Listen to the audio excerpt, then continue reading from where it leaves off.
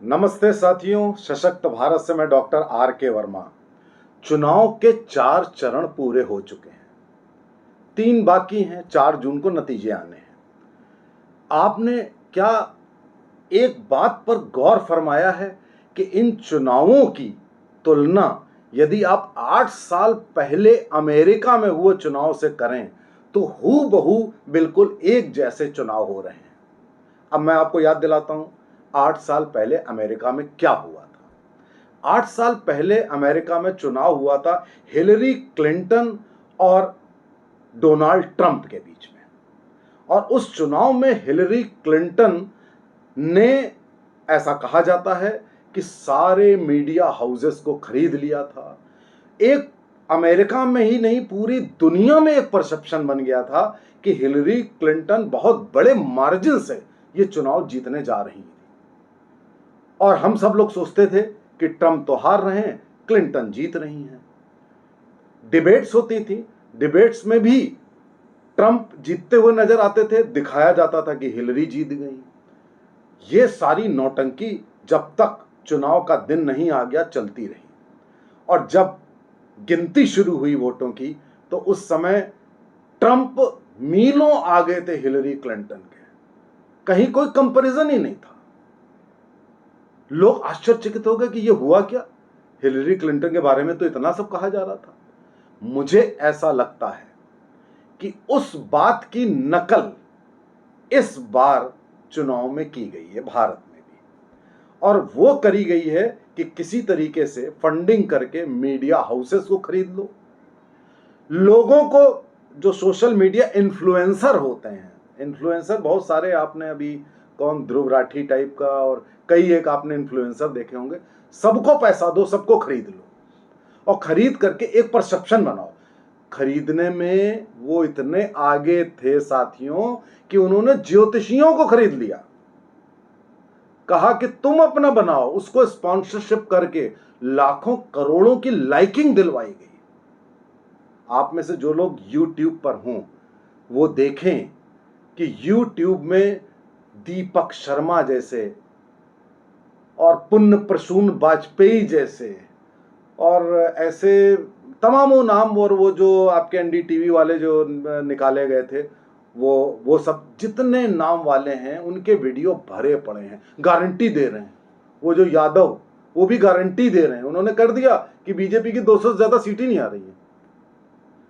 इनमें से ज्यादातर लोगों ने ये नहीं बताया कि फिर भैया जीत कौन रहा है, भैया कौन प्रधानमंत्री बन रहा है। अब वो ये तो कह नहीं सकते कि राहुल गांधी जैसे लोग प्रधानमंत्री बनने जा रहे हैं, ये तो नहीं कह सकते। लेकिन उन्होंने कहीं ना कहीं अपने को एक्सपोज कर दिया कि वो ये जो भी कुछ कर रहे हैं ये सब फंडेड है, या तो नफरत एक फैक्टर है और या फिर फंडिंग एक फैक्टर है। खैर, इन सारे माध्यमों से एक परसेप्शन बनाया गया पूरे भारत में कि बीजेपी तो हार रही है, मोदी तो जा रहे हैं। क्यों, ये नहीं बता रहा कोई। एक आदमी जिसने 10 साल में भारत को बदल दिया, वो ऑल ऑफ सडन चला कैसे जाएगा भैया। अभी तो जब राम मंदिर की प्राण प्रतिष्ठा हो रही थी तो पूरा भारत राममयी बना हुआ था। किसने बनाया था भाई। अचानक आपने कह दिया कि वो जा रहे हैं, बीजेपी हार रही है और देशद्रोही जीत रहे हैं। अजीब सी बात है। खैर, इसके आगे मैं आपको बताऊं कि इनका जो प्लान है, इनका प्लान ये है कि इस परसेप्शन को क्रिएट करके, अब भाई ये बात मैंने आपसे कही, आपने उससे कही, उसने उससे कही, जब सबसे ये बात कही जाएगी फिर वो अपने मातहतों से कहेगा, फिर वो अपने काम करने वालों से कहेगा, तो ये परसेप्शन पूरे भारत में फैल जाएगा। और कुछ हद तक साथियों ये सफल भी हुए। मेरे पास दर्जनों फोन आए कि भाई क्या हो रहा है, तो कुछ गड़बड़ हो रहा है यार, देखो गुरु गड़बड़ हो रहा है क्या।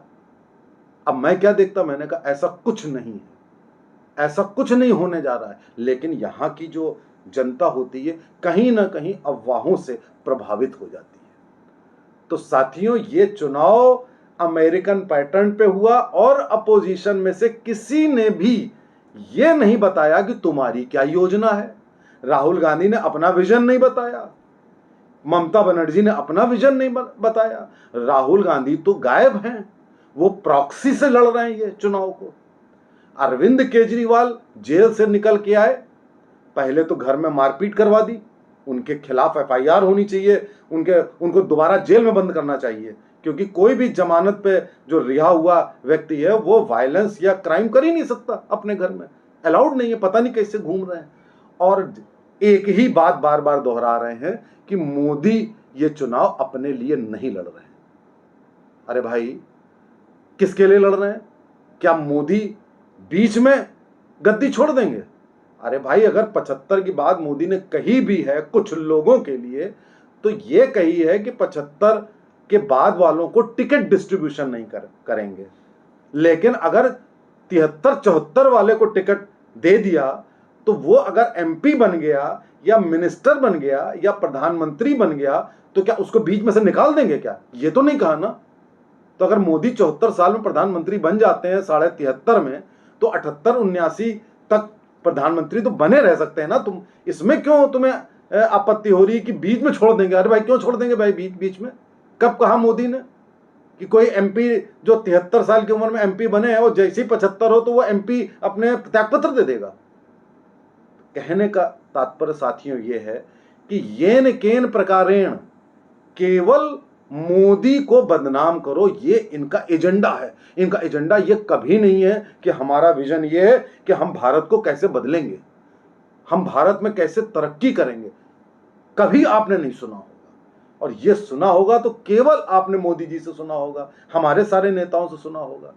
इलेक्शन प्रॉक्सी से नहीं जीते जाते, इलेक्शन मीडिया हाउसेस से नहीं जीते जाते, इलेक्शन ज्योतिषियों, एक फेक ज्योतिषियों और एक फेक इन्फ्लुएंसर्स के जरिए नहीं जीते जाते।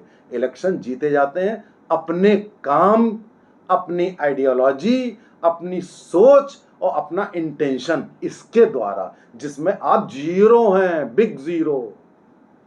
इसलिए जो लोग ये वीडियो देख रहे हैं साथियों, वो ये जान लें कि इन चीजों से ना तो आपको प्रभावित होना है, ना आपको किसी और को प्रभावित होने देना है। इसीलिए 3 जो चरण बचे हैं, उसके लिए आप लोगों से मैं ये विनती करता हूं कि ना तो इन वीडियो को सुने, ना आप प्रभावित हों।